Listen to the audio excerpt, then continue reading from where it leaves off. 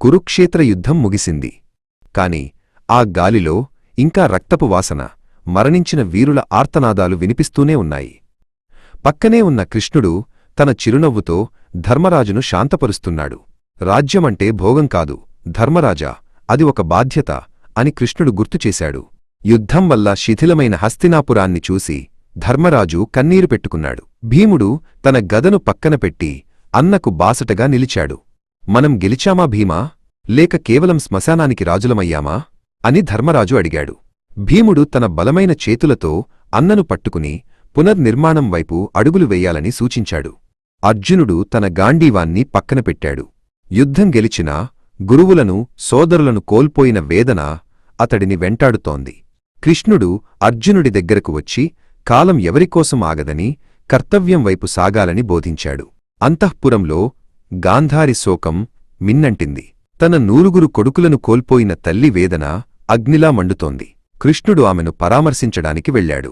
ఆమె మాటలు కత్తులవలే కృష్ణుడిని తాకుతున్నాయి. సర్వం తెలిసిన నీవు ఈ మారణహోమాన్ని ఆపలేకపోయావా అని ఆమె నిలదీసింది. గాంధారి తన దుఃఖాన్ని శాపంగా మార్చింది. నా వంశం ఎలా నశించిందో నీ వంశం కూడా అలాగే ఒకరినొకరు చంపుకుని అంతమైపోతుంది అని శపించింది. కృష్ణుడు ఆ శాపాన్ని చిరునవ్వుతో స్వీకరించాడు. ధర్మరాజు పరిపాలనలో ధర్మం వేళ్లూనుకోవడం ప్రారంభించింది. ధర్మరాజు కొత్త చట్టాలను రూపొందిస్తున్నాడు. ప్రజలకు న్యాయమందించడం, ఆకలిలేని రాజ్యం నిర్మించడం తన లక్ష్యమని ప్రకటించాడు. కృష్ణుడు దూరంగా నిలబడి ధర్మరాజు చేస్తున్న మార్పులను చూసి సంతృప్తి చెందాడు. ద్వారక నాశనం కాబోతుందన్న విషయం కృష్ణుడికి తెలుసు. అర్జునుడిని పిలిచి కాలం మారుతోందని, తాను భూమిని వదిలివెళ్లే సమయం ఆసన్నమైందని చెప్పాడు. అర్జునుడు దిగ్భ్రాంతికి గురయ్యాడు. కృష్ణుడు సముద్రతీరంలో నడుస్తూ, వ్యక్తులు వెళ్ళిపోతారు అర్జున, కాని వారు స్థాపించిన ధర్మం శాశ్వతంగా ఉంటుంది అని వివరించాడు. కుంతి మరియు గాంధారి ఒకప్పుడు శత్రువుల తల్లులైనా ఇప్పుడు కేవలం పుత్రశోకంతో ఉన్న 2 వృద్ధ మాతృమూర్తులుగా మిగిలారు. యుద్ధం వల్ల కలిగే అంతిమ విజయం కేవలం శూన్యమని వారు గ్రహించారు. కృష్ణుడు వెళ్ళిపోయే ముందు చివరిసారిగా ధర్మరాజుతో మాట్లాడాడు.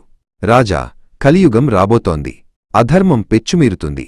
కాని నీవు స్థాపించిన ఈ ధర్మమార్గం భవిష్యత్తు తరాలకు వెలుగునిస్తుంది అని చెప్పాడు. కృష్ణుడు నిష్క్రమించిన తరువాత పాండవులు కూడా తమ బాధ్యతలను పరీక్షిత్తుకు అప్పగించి మహాప్రస్థానానికి సిద్ధమయ్యారు.